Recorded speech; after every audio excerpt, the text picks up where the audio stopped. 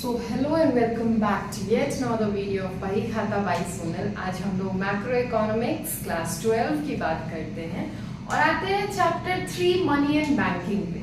ठीक है, तो मनी एंड बैंकिंग, मनी मतलब पैसा, बैंकिंग मतलब बैंक रिलेटेड सारा चीज। ठीक है, तो इस चैप्टर में केवल पैसे की बात होगी, पैसा मीडियम ऑफ एक्सचेंज उसका बात होगा, functions of money, banking, functions of banking, types of banks, इन सारी चीजों पर हम डिस्कशन करेंगे। ठीक है, तो मनी या फिर इस चैप्टर को स्टार्ट करने से पहले जब हमारे पास पैसा नहीं हुआ करता था या फिर करेंसी नोट्स, कॉइन्स नहीं होते थे, तो हम सामान कैसे खरीदते थे, एक्सचेंज कैसे करते थे? तो सबको पता है बार्टर सिस्टम। ठीक है, उस टाइम क्या होता था, मनी से पहले जब मनी मार्केट में नहीं आया था तब बार्टर सिस्टम हुआ करता था, मतलब exchange of goods and services होता था। ठीक है, कि किसी को चावल चाहिए, दूसरे के पास गेहूं है, एक्सचेंज कर लिया। ठीक है, किसी के पास बकरी है, किसी ने बकरी के बदले चावल, गेहूं कुछ भी एक्सचेंज कर लिया, या फिर ऐसा होता था। ठीक है, exchange of goods and services for goods and services. ठीक है, तो barter system, a trade in which one product or services is exchanged for another, it is oldest form of trade। ये क्या है, बहुत ज्यादा oldest form of trade है। जब coins या फिर मनी मार्केट में नहीं आया था, करेंसी नोट्स, तो हम बार्टर सिस्टम फॉलो करते थे। हम नहीं करते थे, मतलब जो भी हमारे एंसेस्टर्स थे वो ये बार्टर सिस्टम फॉलो करते थे। ठीक है, तो इसका बहुत सारा ड्रॉबैक्स हुआ करता था कि एक के पास कोई सामान है, ठीक है, स्टोर ऑफ वैल्यू नहीं था, वो कोई भी प्रोडक्ट का वैल्यू हम नहीं देखते थे, बस जरूरत देखते थे कि हमको जरूरत है। ठीक है, तो केवल वो देखा जाता था। बहुत सारा ड्रॉबैक्स था इसका, disadvantages of barter system, lack of a standardised means of measuring value, measure of value बिल्कुल भी नहीं था। ठीक है, बकरी के बदले अगर हम बकरी के बदले गेहूं एक्सचेंज कर रहे हैं, तो फिर गेहूं कहाँ, बकरी कहाँ, क्या ही वैल्यू है। ठीक है, वैल्यू देखा ही नहीं जाता था, मेजर किया ही नहीं जाता था।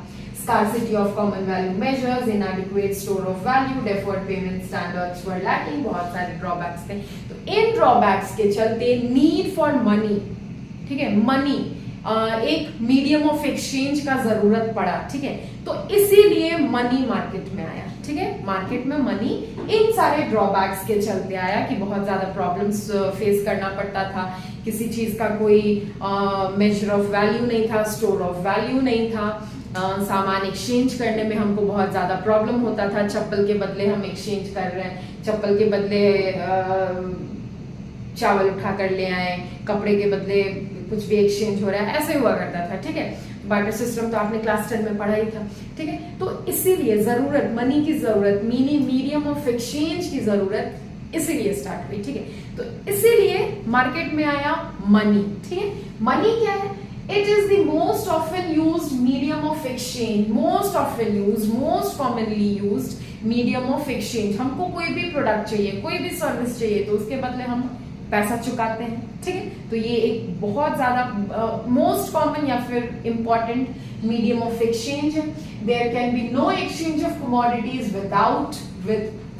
Without money. कोई एक्सचेंज ऑफ कमोडिटीज या फिर कमोडिटीज कह ले, गुड्स एंड सर्विसेज कह ले, कमोडिटीज में सारा आ गया। ठीक है, कोई एक्सचेंज नहीं होगा, मेरे पास पैसा नहीं है तो हम कुछ सामान खरीद भी नहीं सकते हैं, कोई सर्विसेज अवेल भी नहीं कर सकते हैं। ठीक है, आपको तो पता होगा। फिर अब आते हैं फंक्शंस ऑफ मनी पे, इसको नोट डाउन करो। नाउ फंक्शंस ऑफ मनी पे है, तो फंक्शंस ऑफ मनी में फंक्शंस ऑफ मनी दो टाइप के फंक्शंस होते हैं। ठीक है, मनी के दो फंक्शंस होते हैं।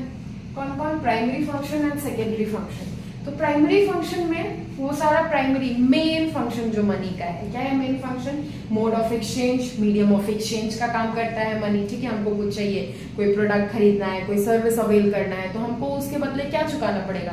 पैसा चुकाना पड़ेगा। ठीक है, तो वो प्राइमरी फंक्शन हुआ मनी का। ठीक है, मेन इंपॉर्टेंट फंक्शन। नेक्स्ट है कॉमन मेजर और value of a common unit of value. Different money के आने के बाद डिफरेंट डिफरेंट जो भी प्रोडक्ट्स थे उनका हम वैल्यू हमको पता चला कि कौन सा प्रोडक्ट का कितना वैल्यू है, बहुत ज्यादा कॉस्टली है तो मतलब बहुत ज्यादा वैल्यू है इस प्रोडक्ट का, ठीक है। तो वैल्यू हम कर पाए, बार्टर सिस्टम में ये फंक्शन नहीं होता था। देन सेकेंडरी फंक्शन में हुआ वैल्यू ऑफ स्टोरेज। अब किसी भी चीज को ना आप स्टोर बहुत ज्यादा टाइम तक करके नहीं रख सकते हो।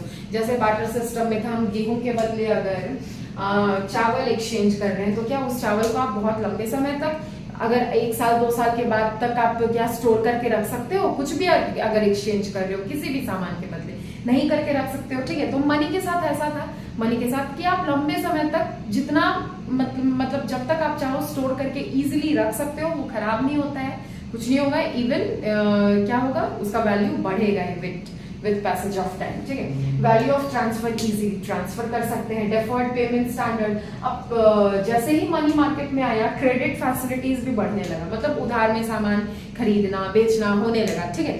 तो वही है डेफर्ड पेमेंट स्टैंडर्ड, अगर आज पैसा नहीं है हम फ्यूचर में पे करेंगे, ठीक है। तो मनी के आने से पहले बार्टर सिस्टम में ऐसा नहीं हुआ करता था। अगर बार्टर सिस्टम में क्या था कि हमको सामान के बदले सामान ही चाहिए और उसी टाइम पे चाहिए, अगर सामान तुम उसी टाइम पे चाहिए, ठीक है, उस पॉइंट ऑफ टाइम पे, तो कोई फ्यूचर पेमेंट कुछ उधार में ट्रांजैक्शन नहीं होता था। मनी के आने के बाद ये सारा होने लगा। तो मनी के 2 फंक्शंस होते हैं, primary function and secondary function, ठीक है। अब बुक का हेल्प भी ले सकते हो अगर इसको आपको इसका इन सब का फंक्शंस का मीनिंग लिखना है, ऐसे पॉइंट वाइज यहाँ पे समझ लो, ठीक है। फिर नेक्स्ट है हमारा डिमांड फॉर मनी। मनी का डिमांड क्यों हुआ? तो क्यों हुआ? सामान का वैल्यू हमको नहीं पता था तो उस वैल्यू के लिए, मीडियम ऑफ एक्सचेंज मेरे पास नहीं था तो मीडियम ऑफ एक्सचेंज के लिए थे। It is referred to as individual liquidity preference which is the decision of holding money in liquid form. क्यों? क्योंकि पीपल के हाथ में ना क्या लिक्विड फॉर्म ऑफ मनी होना बहुत जरूरी है। लिक्विड फॉर्म ऑफ मनी मतलब कैश, ठीक है, कैश है तभी, उस टाइम का अगर बात करें हम, कैश है तभी हम कोई भी ट्रांजैक्शन कर सकते हैं, ठीक है। अभी तो कैशलेस भी हो गया है economy. In order to earn interest, जिसके पास बहुत ज्यादा कैश है उस क्या होता था कि जैसे लैंडलॉर्ड्स अगर लेंड करते थे कुछ सर्टेन अमाउंट ऑफ मनी किसी को किसी भी रीजन के लिए, तो उससे बहुत ज्यादा इंटरेस्ट चार्ज करते थे, ठीक है। फिर मोटिव यहाँ पे 2 है, transactions motive and speculative motive. Transaction motive the drive to hold cash amounts, the drive to hold cash amounts को कहा जाता है ट्रांजैक्शन मोटिव।